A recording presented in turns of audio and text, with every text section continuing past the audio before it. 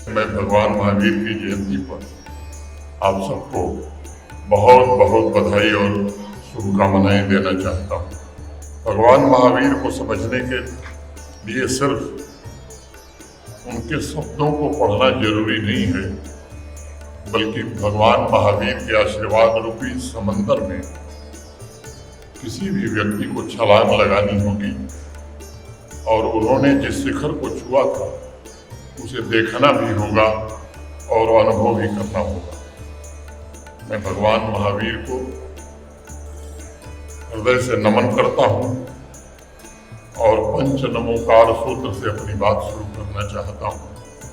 नमो अरिहंताण, नमो सिद्धाण, नमो आयरियाण, नमो वज्रयाण, नमो लोये सब साहू। मित्रों, वर्तमान वैश्विक परिस्थिति में हो रहा बदलाव, विभिन्न राष्ट्रों के बीच बदल रहे संबंध तथा इंसान के बीच बदल रहे रिश्तों को देखने के बाद मैं भगवान महावीर को समय से बहुत आगे चलने वाला अत्यंत दिव्य महापुरुष मानता हूँ।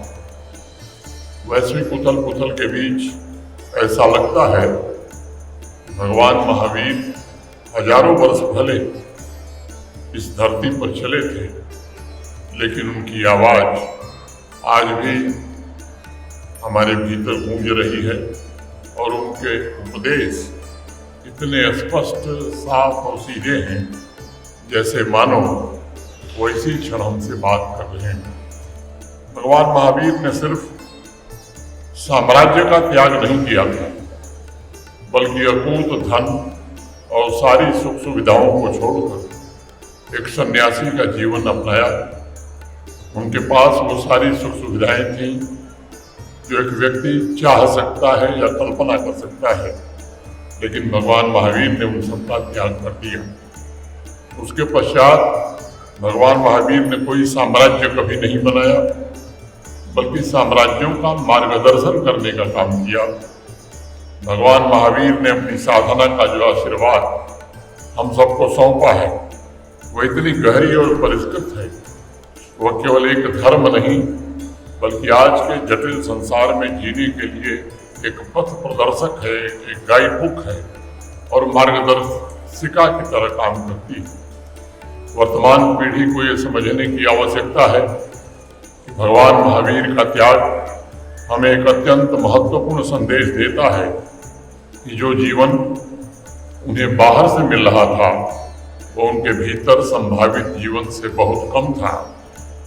और यही मैं समझता हूँ कि उनका पहला और सबसे मौन संदेश है कि सचेत जीवन यानी जांच परख कर जिया गया जीवन सामान्य जीवन से अधिक महत्वपूर्ण और अधिक मूल्यवान होता है। उनके क्रांतिकारी विचारों को समझने के लिए नई चेतना का जागृत होना ये बड़ा आवश्यक है। मैं भगवान महावीर के अहिंसा के दर्शन को मानव सभ्यता के सबसे महत्वपूर्ण और क्रांतिकारी विचारों में से एक मानता हूँ। आजकल नौजवान कई बार बहुत एग्रेशन में आ जाते हैं, बात बात में गुस्से में ऐसे शब्दों का प्रयोग कर देते हैं जो मन में महीनों तक चुभता रहता है। भगवान महावीर का दर्शन हमें सिखाता है कि वह भी एक प्रकार की हिंसा है। अगर हम किसी के दुख को देखकर अनदेखा कर रहे हैं तो वह भी एक प्रकार की हिंसा ही है। आज भगवान महावीर जी की जयंती पर मेरा निवेदन होगा कि इस सत्य को हमें स्वीकार करने की जरूरत है। हर दृष्टिकोण अधूरा है और बौद्धिक विनम्रता ये किसी भी व्यक्ति के लिए नितांत आवश्यक होती है। मैं मानता हूं कि अपने ही विचारों पर सवाल उठाकर हम उच्चतम बुद्धिमत्ता का उदाहरण दूसरों के सामने प्रस्तुत कर सकते हैं। आज की दुनिया में जब लोग तनाव, थकान और असंतोष से जूझ रहे हैं, तब मैं समझता हूं कि भगवान महावीर का दर्शन केवल एक विचार नहीं है, बल्कि तनाव से मुक्ति पाने का सबसे व्यवहारिक समाधान भी है। तो वैश्विक उथल पुथल के बीच आज भारत के माननीय प्रधानमंत्री श्री नरेंद्र मोदी जी के दूरदर्शी नेतृत्व में भारत दृढ़ता के साथ खड़ा है और निरंतर आगे भी बढ़ रहा है। पिछले 12 वर्षों में उन्होंने कैसे सशक्त भारत की अडिग नींव रखी है, जो विश्व को अपने सद्भाव के संदेश से प्रेरित किया है। भारत ने दुनिया को संदेश दिया है कि सच्ची शांति ये कमजोरी नहीं है, बल्कि ये अडिग साहस है, और यह समय बैटलफील्ड तैयार करने का नहीं, बल्कि सेतु ब्रिज बनाने का है। और मैं समझता हूँ ये प्रेरणा शायद भगवान महावीर से ही मिली है।